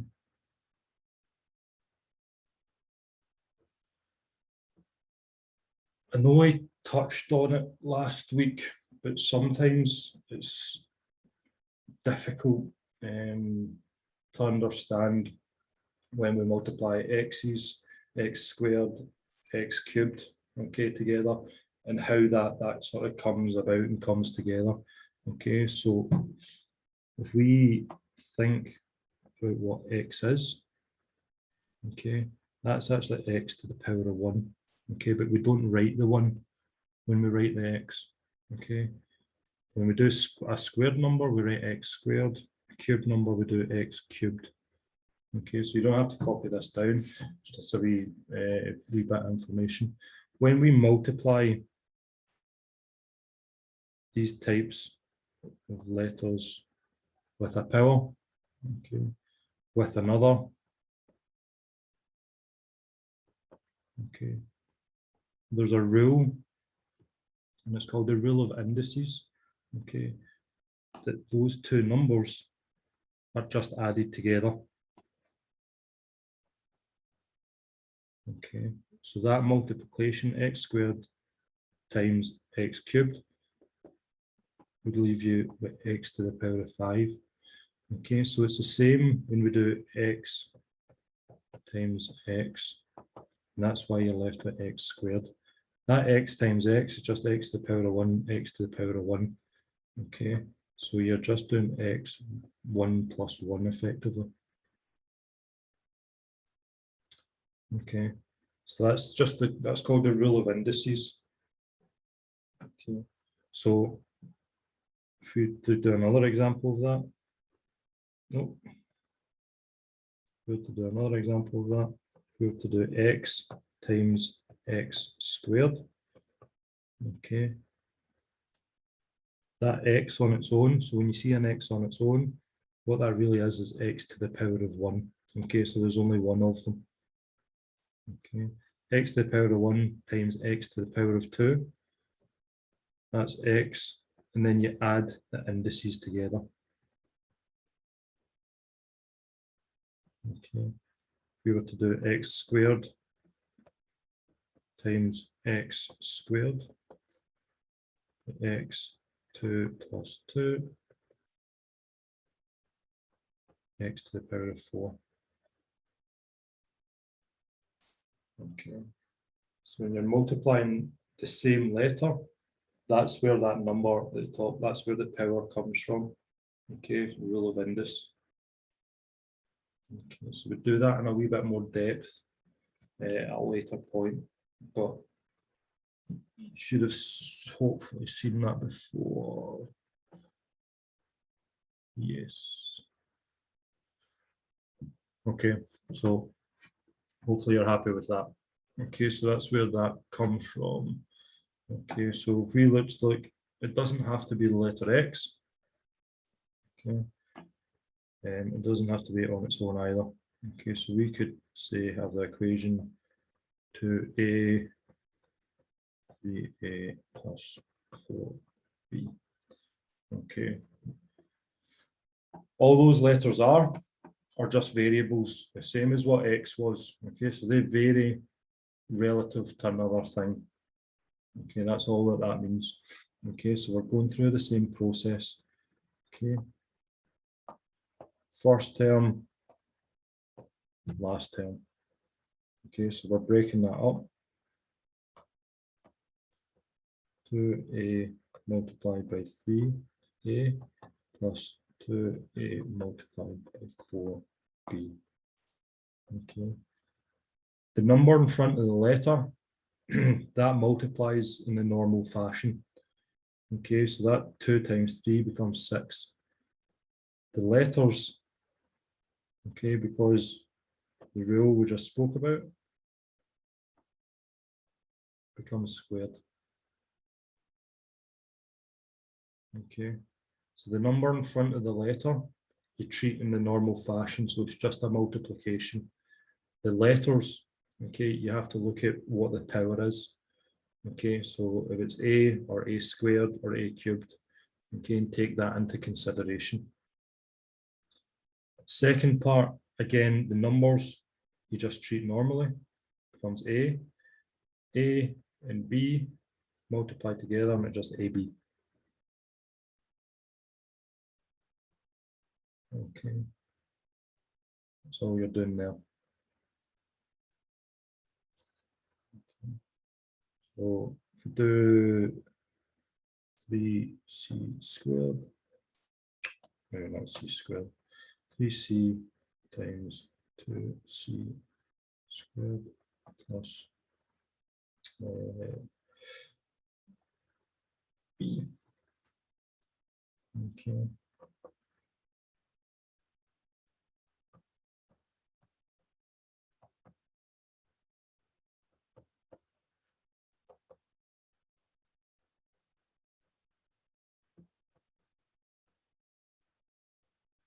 uh, 3C.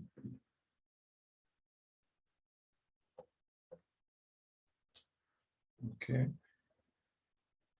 So the letter doesn't matter.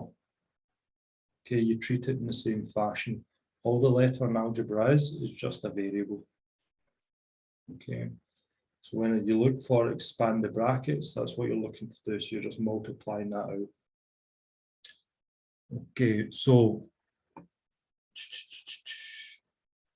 next part you sort of looked at last week was double bracket side of things. Okay, when they brought in a format similar to this. Okay. Be very careful of negative signs. Okay, so that's a really good bit of advice on how you treat that negative sign, and how you write that down and multiply it out. That's really common in them. Okay, so you can be left with a positive and positive, negative and a positive, or a negative and a negative. Okay, so just be aware of that. Okay, so Michael last week taught you the FOIL process. Okay, absolutely fine. So let's treat that in the exact same way.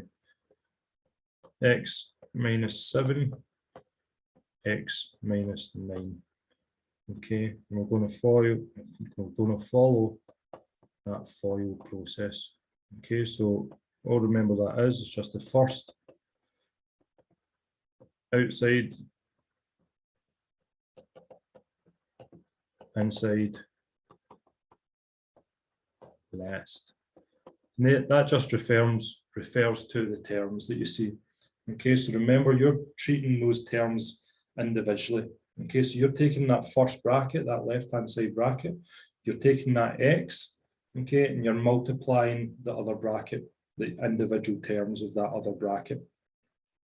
Okay. So you're taking that first term, you're going to take it across, and you're going to multiply that other bracket by that term. So first term, X and X. Okay, so your firsts. Okay. X multiplied by X. Okay. Your outside terms, okay, so your O is taking that X, let's do it in green, taking that X, multiplying it by that negative 9. Okay, so be very careful of that symbol in front of that. Okay, that symbol plays a part in this multiplication. Okay, so adding X term multiplied by negative 9. Okay, so that's your first, and then your outside terms. Okay, I inside. Okay, so you're taking this term here, which is your negative 7. Be very careful of that symbol, and you're multiplying it by the first term in the other bracket. Okay, so that negative 7 has been multiplied by that X. Okay, so plus negative 7 multiplied by X. Okay, and then we're taking our last. Okay, so our last terms. Last term in the left-hand side bracket is -7. Last term in the right-hand side bracket is 9. Okay, so we're doing -7 times 9. I can only see like the question on the Word document. Like I can't see what you're doing right Yeah, now. me too. Damn it. Sorry, I keep forgetting. I made such pretty colours as well. Apologies. Okay. So that last term, -7, be very careful. We're multiplying that by -9. Okay, tell you what.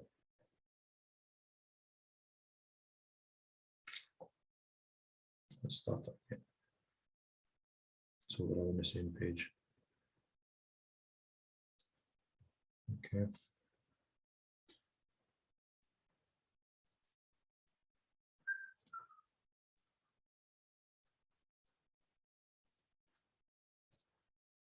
Why was that over there?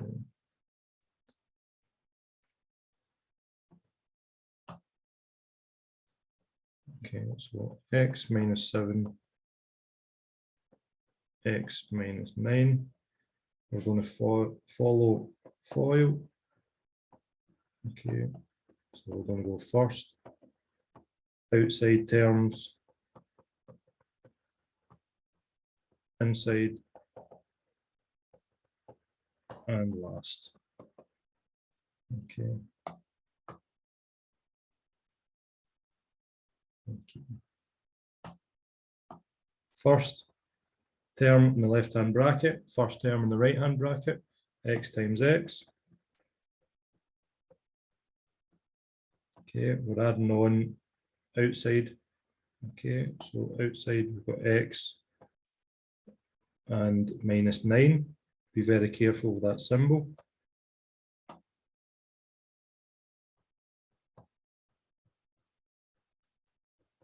Okay, inside, got this -7. Oh, use yellow. Got this -7, and then x. Okay, so the inside terms, the ones that are beside each other, inside in the formula. Okay, we've got -7 multiplied by x. And then we've got our lasts. Okay, which is our -7 and -9. So last term in each of the brackets. Okay. Last term, -7 multiplied by -9. Okay, so just a case of working through that then. X times x becomes x squared. Okay. X times -9 becomes -9x. -7 times x becomes -7x. And then a negative multiplied by a negative. Okay, so I believe you went over that last week. Okay, a negative multiplied by a negative becomes a positive.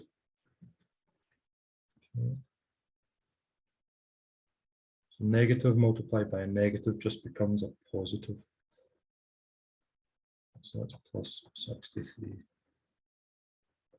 Collecting like terms, x term and the x term. Okay, so remember the letter is a like term when the power is the same. Okay, so x to the power of 1 in both of this instance. Okay, so we can collect them together. If there's 2x squareds, they can be collected, x cubes, they can be collected. Okay, or nothing at all, like the 63. Okay, but in this case, it's a like for like terms. So it's your -9x and your -7x. We can collate them together. Be very careful of the symbols again. Okay, so it's -9 and then -7. So we're continuing to go down. So it's x squared -16x plus 63 is your final equation.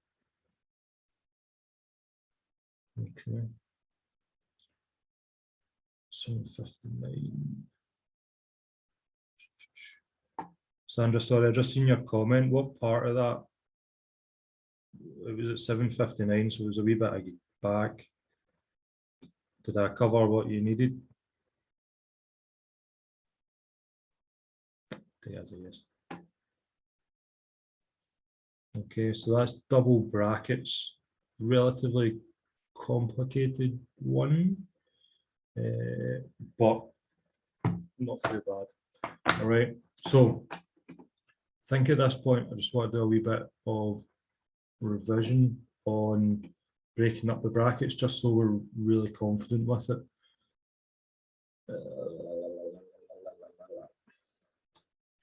So I'm going to use the Nat5 pack 1. Okay. And let's do a couple of each question. Okay.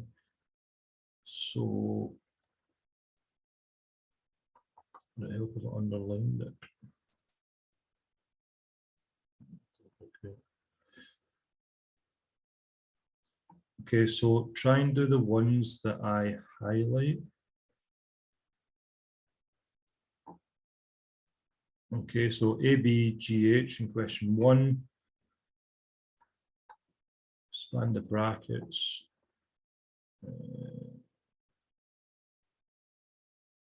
Should be able to do that. Okay, a couple of questions there. Expand and simplify for question 3.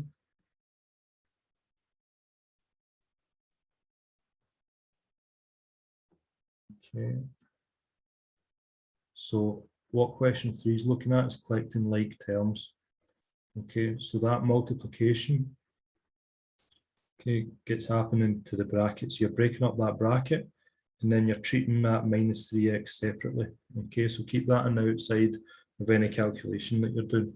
Okay, so do, for question B, do 2 times 5x and 2 times 3. Okay, get those terms and then collect the like terms and simplify. Okay, so do them and then multiply out these brackets.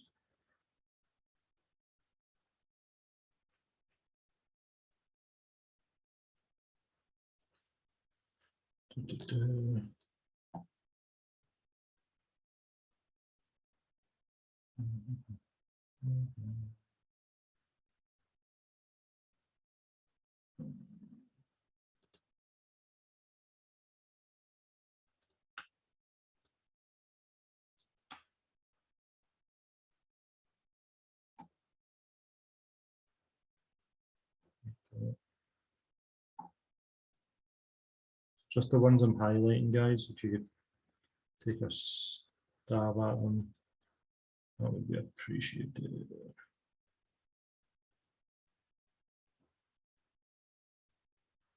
Okay, so that should be revision from last week. So 1, 2, 3, 4, 5, 6, 7, 8, 9, 10, 11, 12, 13, 14. That's 15 questions. Okay, so take until 25 past, and we'll come back together. Okay, so take 25 minutes, take 25 minutes. Take just less than 15 minutes, guys, and work your way through those highlighted ones. Okay.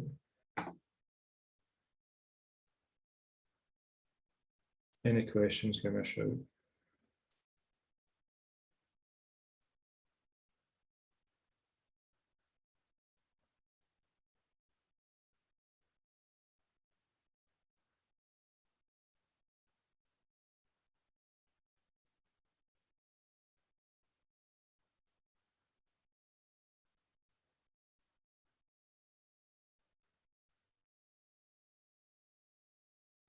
Okay, so question 5.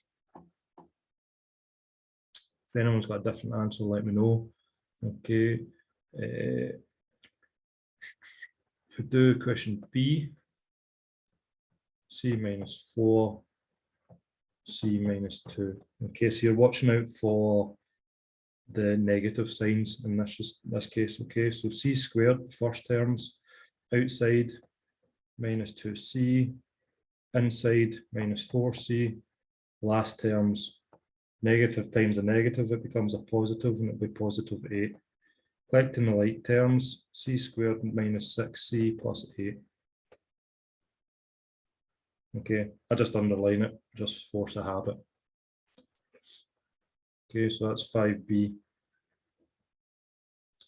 6, mixing up the terms. Okay, so just doing question A, x minus 1,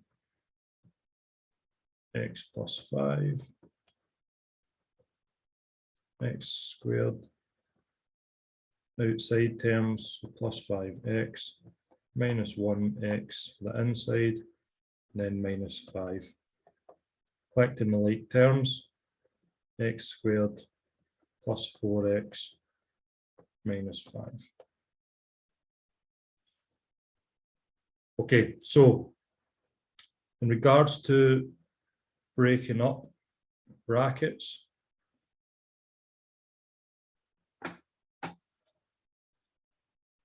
well, not on Facebook. Okay, there's two more sort of formats I want to look at. Okay, and that's the format when we've got squared. Okay, so what does that mean? Okay, and then the format of a longer bracket. So we're adding in an extra term. Okay, and then bracket with 2 and a bracket with 3 as well. Okay, so how do we perform them? How do we go about that? First one, look at is just the format in question 7. Okay. So you know what I'm talking about if you've not got it in front of you. The format in question 7, where you've got a bracket and then a square outside it. Okay, so what does that mean? Okay, so x plus 3 squared. We write that out. X plus 3 squared. That squared just means it's multiplied by itself again. So all that means it's just x plus 3, x plus 3. Okay, like x squared just equals x multiplied by x. Okay, x cubed just means x multiplied by x multiplied by x. Okay, what's the x's there? Okay, that's all that bracket means as well. So it's just that bracket multiplied by that bracket again, and you just follow through the same process. Okay, so x squared plus 3x plus 3x plus 9.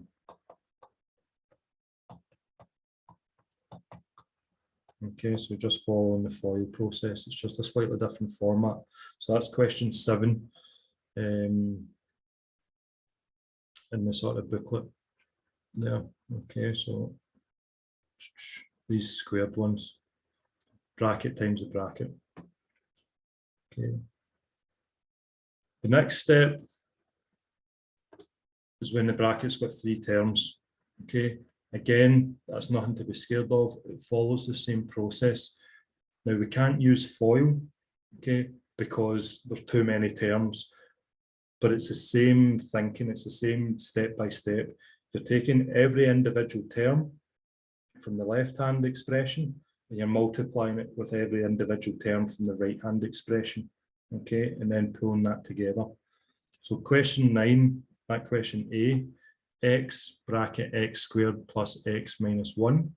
Okay, if you copy that down, we're going to take that x and we're going to multiply individually every individual term from that. So we're going to take that x and we're going to multiply it by x squared. We're going to multiply it by x and we're going to multiply it by negative 1. Okay, so x bracket x squared plus x minus 1. So you copy that down. We'll just work through that. Okay. So x was on the outside of the bracket.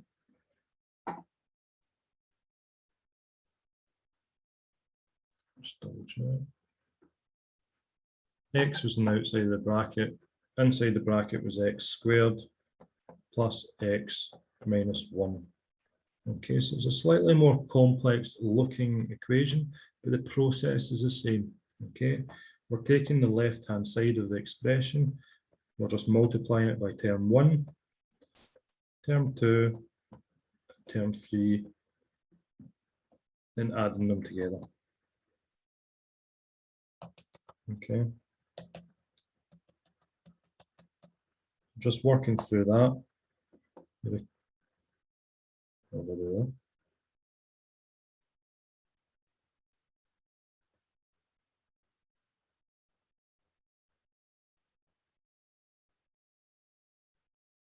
Where did my sum go? Let's just write that out again. X squared plus x plus 1. Okay, following the same process, that term x multiplied by x squared plus x multiplied by x, the second term. Okay, then, oh, that was a negative one, wasn't it? Sorry guys, I'm rushing it towards the end of the night.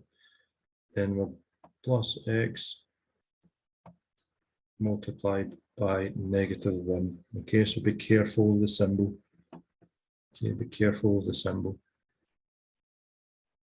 Okay. Following that to completion then, x times x, remember that would be written as x to the power of 1. Okay, so that'd be x to the power of 1 times x to the power of 2 becomes x to the power of 3. Okay, we're adding those indices together. X times x becomes x squared for the same reason. Okay, and then this last term, because of the negative symbol, okay, becomes negative 1x. Okay, but we don't need to write that 1 in front of it, it just becomes negative x. Okay, so we've taken that left-hand term and just multiplied it throughout. Okay.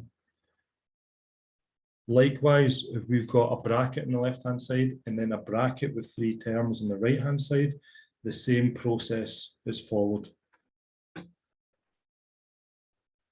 Okay. So if we've got this format here, okay, so multiply out the brackets, so expand the brackets and simplify. Okay. You take that highlighted one, I'll write it out, guys, don't worry. Okay, so that one I highlighted was question 10A. Okay, so question 10A was bracket with x plus 2 and a bracket with x squared plus 3x plus 1. Okay, so this is where it's careful not to get confused with this FOIL idea where you're doing first term, second terms out. What we're doing is we're just taking the individual terms in the left-hand expression. Okay. My God. Taking the individual terms. Why can't I do a different color? And we're just multiplying each single expression on the right individually and adding it all together. Okay, so we'll do the red first. So it'll just be x multiplied by x squared. Okay. X multiplied by 3x plus x multiplied by 1. Okay, so be careful of the symbols again. Make sure positives and negatives, and you're just looking at it and making sure they're in the right place. Okay, so that's the x on the left-hand side of the expression. Okay, then we're using that 2 as well, and we're going through the exact same thing. So just 2 multiplied by x squared plus 2 multiplied by 3x plus 2 multiplied by 1. Okay, so we're just working through that. X times x squared becomes x cubed. x times 3x becomes 3x squared. X times 1 becomes 1x, or x, we can write it as. 2 times x squared, it's just 2x squared. 2 times 3x becomes 6x, and 2 times 1 becomes 2. Okay, this is where collecting like terms becomes important, because we've added another dimension in. Okay, so we're added another term, I suppose, and that's that x cubed. Okay, so you won't have seen that during just the 2 double brackets. Okay, so just by our standard FOIL, when we've got, say, something like x plus 2 and x plus 3 in those 2 brackets, you won't ever get an x cubed. We've got an x cubed here. Okay, there's no other x cubed in the rest of that line. Okay, so that x cubed stays as is. Okay, the next term down we're interested in is this x squared. So we want to pull together all the different x squareds. Okay, so we've got 3x squared here, and we've got 2x squared there. Okay, so we're adding them together, we're pulling them together. Be careful of the symbol. They're both positive. Okay, so they're just then added together. 5x squared. So nothing's happening to the power. Okay, it stays x squared. There's just 5 of them. Okay, so we've pulled together those like terms. Okay. Plus next term. Okay. So x's, single x's. Okay, so you've got 1x here, and you've got 6x here. 1x plus 6x will just give you 7x. And then you've got a single number at the end there. Be careful of the symbol, it'll just become plus 2. Okay. So breaking out bigger brackets, there's nothing changes in your step by step. You're taking all your variables in the left hand, or all your terms in the left hand side bracket, multiplying it by all the terms individually on the right hand side bracket. Okay. Just do further one of that. So just do 10b. Okay.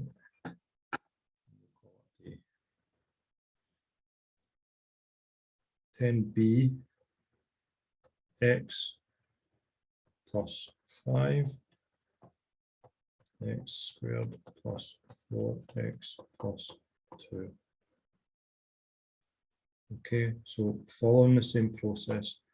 So we're taking the term in the left hand, multiplying it by each of the terms in the right hand. Okay, we're taking that second term, watching for the symbol, multiplying it individually by each of the terms and working out. Okay, so x multiplied by x squared, I'll just write it quickly, is x cubed. Okay, x multiplied by 4x, 4x squared. X multiplied by 2, 2x. Okay, so that's x dealt with. Second term, circled in green, gives us plus, because that's a positive. Okay, 5x squared. 5 times 4, 20. 5 times 2 is 10. Collecting like for like terms. Again, we've got an x cubed. There's no other x cubed as we look along that line. Okay, so that x cubed stays on its own. Okay, so we're tidying this up. So that x cubed is only one there. Okay. Second, we've got the x squareds. Okay, so anything to the power of 2. So 4x squared plus 5x squared, okay, becomes positive 9x squared.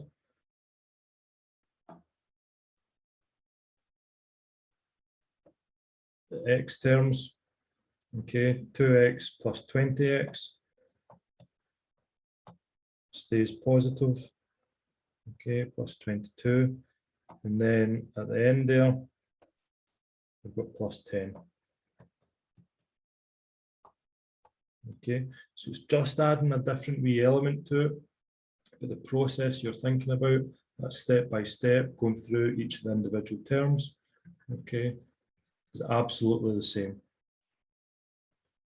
Okay, so don't worry too much about that. Okay, taking a bit much time going over all the different resources and stuff, so don't worry too much about where we got to tonight. In regards, we've not moved on much from where Michael left it. Okay, but we'll get up to speed, don't worry about it. For next week, won't give you any homework as such. If you look through the different resources, if you go to that Nat 5 Pack 1 Unit EF, okay, and you have a go at question, a couple of them, don't go mental and do them all, okay, but have a go at a couple of question 7, question 9, and question 10. And 11.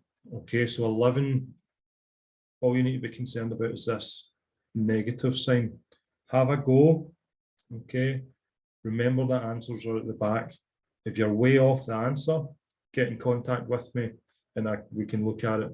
I'll start the next week's class by looking at different symbols at different places. Okay, but have a go at that. Okay, remember you've got the different resources, so those dynamic notes will sort of follow that structure of the class. So I sort of looked at that earlier. Okay, so if you're questioning something, have a wee look at that dynamic notes. And it's got the multiplying out the longer brackets there as well. Okay, that's on page 22. Okay. If factorizing doesn't ring a bell for you, okay, so that's next week's class. We're sort of going to look at factorizing. Essentially, we're working backwards from what we're doing. So we're breaking brackets this week. Next week, we're sort of collating and looking at different factors. Okay, but to build that, we're looking at take a common factor. Okay, so this idea of taking a common factor, highest common factor. Okay, it's all about understanding your times tables. Okay, basic as that sounds, just give it a wee practice, just give it a wee look over so you're familiar with terms. So we're taking out the highest common factor. Look at National 4 on BBC Bitesize. Okay, just look at the factor section of that. So there'll be something along the lines of algebraic fractions or something factors. Okay, look at that, familiarize yourself with the National 4, and then we can build on that. Okay, so if you're not confident, if you're confident, you've heard about it, you know what you're doing, we'll build on it next week. But if you've not done it in a couple of years, or you just want a wee check of it, go to that National 4 and BBC Bitesize and have a look. Okay, taking common factors. That will give you a good starting point for us next week. Okay, guys, so no homework as such. Please. So that answers that question, Francesca. So there's no assignment for next week. If we just carry on a couple of those questions on that Pack 5, Unit 1, okay? And middle. And then prepare for next week. And then next week we'll get a really good stab at it and actually go forward. Okay, guys. Thank you for that. Again, if there's any questions, any concerns, any information you need about the systems or anything, give me a shout. Try and get that Facebook up and running. Try and have a wee chat, even if it's small talk. That's a good starting point. Okay, become familiar with yourselves. That's fantastic. Okay, a wee bit of social interaction works really well. Don't get me involved. Okay, But that's fantastic. I appreciate that, Thank guys. The recording's there if you need it. If not, happy for you to call it a night. And have a good weekend when it comes, all right? Cheers, guys.